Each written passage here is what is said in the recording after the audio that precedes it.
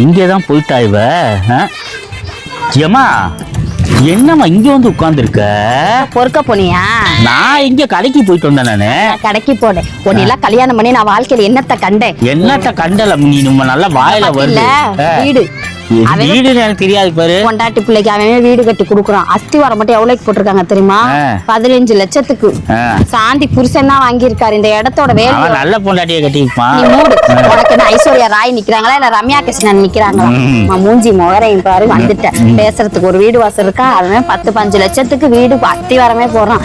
இவன் 10 லட்சத்துக்கு கடனை வாங்கி வச்சிருக்கான். வாழ்க்கையில என்னத்தை அனுபவிச்சு வேணும் வேணும்னு கட்டுன இப்படி வாழ்க்கை முச்சோடு புலம்ப விட்டுட்டாங்களே. இப்ப எனக்கு தெரியுது. இப்ப கீழே நோண்டி குழிய பறிச்சு இந்த செய்வனைக்கு ஏதாவது பிளான் தானே பண்ண? அதெல்லாம் ஒண்ணும் பண்ணல. மனசு வேதனை தாங்கல.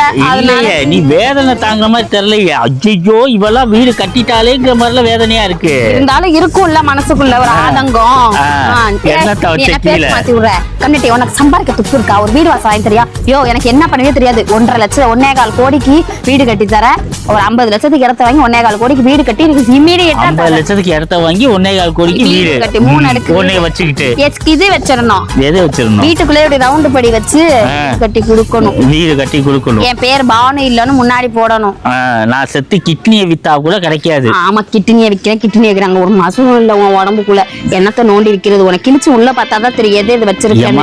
ஒண்ணு வாழ்க்கையில நான் குழம்பியே நாசமா போயிட்டேன். இங்க பாரு அதுதான் சொல்ல வரேன். அடுத்தவங்களை பார்த்தே பண்ணாதுமா. நம்மளுக்கு என்ன இருக்கோ நம்மளுக்கு என்ன ஆண்டவன் நம்மளுக்கு என்ன கொடுத்துருக்கானோ அதை வச்சு சந்தோஷமா இருமா. 10 லட்சம் ரூபாய் கடனை தான் நீ 11 வருஷமா அடைக்கிற.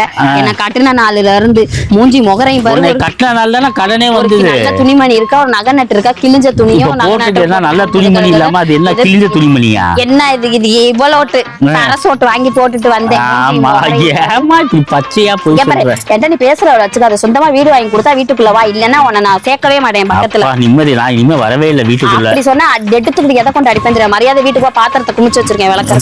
போ